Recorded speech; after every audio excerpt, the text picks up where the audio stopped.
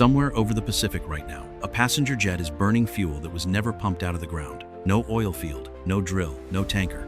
It was pulled straight out of the open sky, the same air filling your lungs right now. It sounds impossible. A machine in China reached into thin air and turned it into jet fuel. And that's just one of 6 breakthroughs China quietly pulled off. 6 breakthroughs that could make the most valuable substance on Earth optional. For 100 years, one rule ran the world. Whoever controls the oil controls everything. Wars were fought over it. Empires rose and fell on it. Now China is trying to erase that rule, not with a speech. With science, that sounds like magic. So how do you make power out of air, water, and light? And if it works, what happens to everyone still sitting on a sea of oil? Stay with me. Because by the end, the map of world power looks nothing like the one you grew up with. Before we meet these machines, you need to understand the fear behind all of it. And it lives in a thin strip of water most people have never heard of. Picture a doorway. Now picture a quarter of the world's oil squeezing through it every single day. That doorway is real. It's called the Strait of Malacca. At its tightest point, it's less than 2 miles across. Ships full of oil crawl through it nose to tail, like cars on a jammed highway. Now imagine somebody shuts that door. No shots fired. Just enough ships parked across the mouth of it. The oil stops moving. Factories go quiet. Prices at the pump double, then double again. For China, that doorway isn't a shipping route. It's a knife held gently against the throat of the whole economy. So the country made a bold call. Stop depending on ships that can be stopped. Start making energy at home out of things no navy on Earth can blockade. If you've never thought about how fragile the world's fuel supply really is, hit that like button. It tells me to keep chasing stories like this. Now, let's start with the first machine. Fuel made from air. The factory sits on the edge of Shanghai. The company is called Carbonology, and what happens inside sounds like a magic trick. Traditional fuel has to be found, drilled, pumped, shipped, and refined before an engine ever sees it. This factory skips the most important step. It doesn't need an oil field at all. The process comes down to 3 moves. First, it pulls carbon dioxide straight out of the open air. The same gas usually blamed for warming the planet becomes the raw material. Second, it splits ordinary water into hydrogen and oxygen, using electricity from clean power instead of a plant burning coal. Third, it stitches that carbon and hydrogen back together into fuel, the exact same molecules you'd find in a barrel of crude oil, atom for atom. Pour it into a plane this afternoon, and the engine would never know the difference. It doesn't care whether its fuel came from a well in the desert or a tank on the edge of Shanghai. That single fact quietly rewrites the rules. Fuel can now be made exactly where it's needed, instead of shipped from wherever it happens to be buried. A country with no oil reserves of its own can still produce its own fuel, from nothing more than air, water, and sunlight. 3 things that fall for free on every nation on Earth. For 100 years, power sat with whoever owned the ground that oil hid under. This factory is a quiet argument that the ground doesn't matter as much as it used to. Scientists have known this chemistry for decades. What changed wasn't the idea, it was cost. Cheap, clean electricity turned an expensive lab trick into something that could run at factory scale. None of this is effortless. This fuel still costs more than oil pulled straight from the ground, and scaling it up to fill every plane in the sky would take enormous amounts of clean electricity.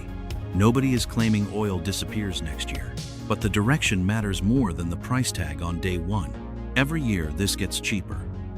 Every year, one more country with no oil at all gets a little closer to not needing any. Power frozen solid.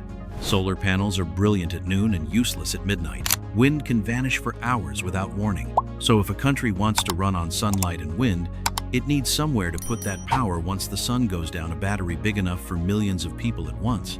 Lithium batteries, the kind sitting in your phone or your car, weren't built for that job. Scale one up to power a city, and it drains in a couple of hours. Then the lights go out. China's answer sounds almost too simple. Freeze the air. Not a rare new element, not a chemical nobody's heard of. The same air sitting outside your window right now, just handled differently. Chill, ordinary air down to nearly 200 degrees below zero, and it stops behaving like a gas. It turns into a liquid one that takes up roughly 700 times less space than the air it came from. Picture an entire room of air compressed until it fits inside a single bathtub.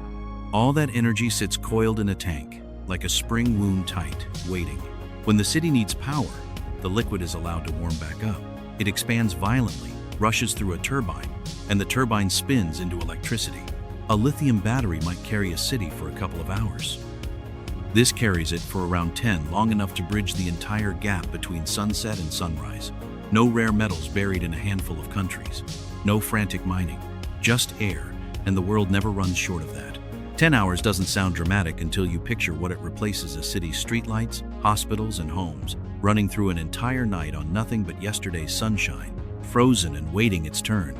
It means solar power doesn't have to stop working when the sun goes down. It just changes shape for a while.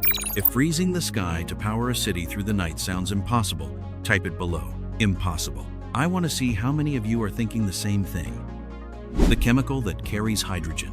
Hydrogen is about as clean as fuel gets. It's also one of the hardest things on Earth to move. It's the lightest substance in the universe, so light it wants to escape almost anything built to hold it. Shipping it across an ocean in its raw form is close to impossible. So China borrowed a trick from underneath your kitchen sink. Ammonia, the same sharp-smelling compound in a bottle of glass cleaner. Ammonia works like a cage. Lock hydrogen inside it, and it turns into something stable enough to load onto a ship and send anywhere in the world. When it arrives, you crack the cage open, and the hydrogen comes back out. That alone would matter. But ammonia does something else too. It can burn directly as fuel for the ships carrying it. For most of the last century, cargo ships were treated as impossible to clean up. Batteries are far too heavy and far too weak to push something that size across an ocean. Ammonia solves a problem batteries never could. Picture a cargo vessel the size of a floating apartment building crossing the Pacific without trailing the usual plume of black exhaust behind it. Nearly everything you own, your phone, your shoes, the coffee in your cup, likely crossed an ocean on a ship like that, burning some of the dirtiest fuel still legal to use. Swapping that fleet onto ammonia would be one of the biggest cleanups in the history of shipping. It wouldn't happen overnight. Engines have to be redesigned. Ports have to build entirely new fueling systems. Crews have to learn to handle a chemical that's dangerous if it isn't respected. But shipbuilders are already laying keels for ammonia-ready vessels. This isn't a concept sketch. It's steel, already being cut. Now, ammonia itself isn't new. Factories have made it for a century, almost entirely using fossil fuels as the energy source. What's changing is how it gets made. New plants trying to produce it with clean electricity, air, and water instead. It's a strange kind of symmetry. The chemical sitting under your kitchen sink might end up being the thing that finally gets an ocean-crossing container ship off oil. The machines behind hydrogen. Notice something. Fuel from the air needed hydrogen. Ammonia is just a way of carrying hydrogen. Every breakthrough so far quietly depends on the same ingredient. Hydrogen isn't just one fuel among many here. It's the infrastructure underneath the entire system, the wiring hidden behind the wall. And China saw that years before most of the world took it seriously. While other countries were still debating hydrogen's future in conference rooms, China was already pouring concrete for the factories. The machine that makes it possible is called an electrolyzer, the box that splits water into hydrogen using electricity. No electrolyzer, no hydrogen, no revolution. China builds around 65% of the world's electrolyzers. That means countries building their own hydrogen projects may still depend on Chinese machines, even when the energy itself is produced entirely on their own soil. Owning the sunlight and the water isn't enough anymore. Someone still has to own the machine that turns them into fuel. Think of it this way. For a century, if you wanted oil, you needed a country willing to sell it to you, and a route willing to let it through. If you want hydrogen at scale in the coming decades, there's a good chance you'll need a Chinese machine to make it, no matter whose sunlight or water you're using. And the hydrogen coming out of those factories is climbing fast. In 2019, China produced 23,000 tons of clean hydrogen. By 2024, that number had grown past 125,000 tons, more than 5 times higher in just 5 years. That's not a research trend. That's an industry showing up at scale. This is the part of the story that rarely makes headlines, because it isn't dramatic. No explosion, no single reveal, just factories quietly multiplying their output year after year, machine after machine, until the numbers become impossible to ignore. An oil field runs out eventually. A factory that builds the machines just keeps building more of them. Be honest, did you expect one country to be this far ahead? If you didn't, drop a word below. Wow. The power behind the power. None of this hydrogen is actually clean unless the electricity splitting the water is clean too. Otherwise, you're just burning coal to make a fuel that only looks green.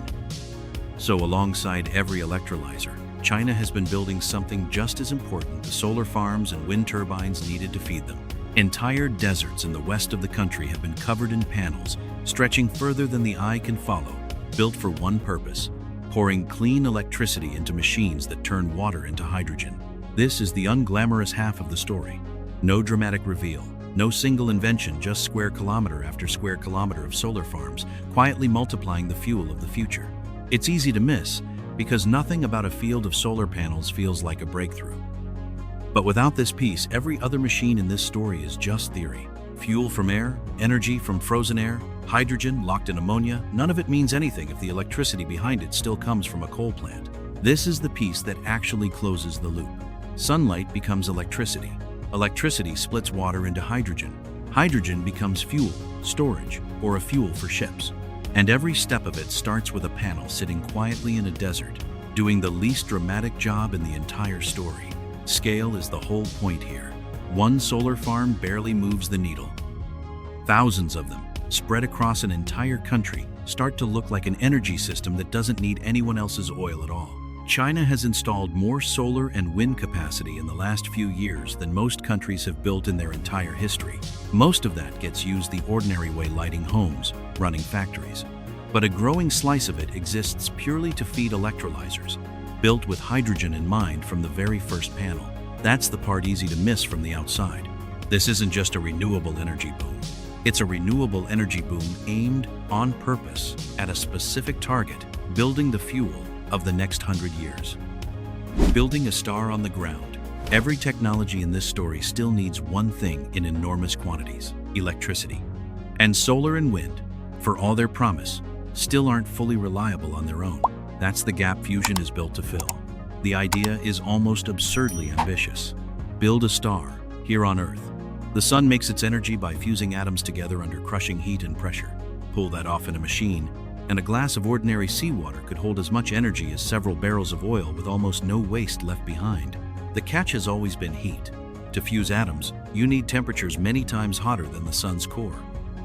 Nothing solid can touch that heat and survive.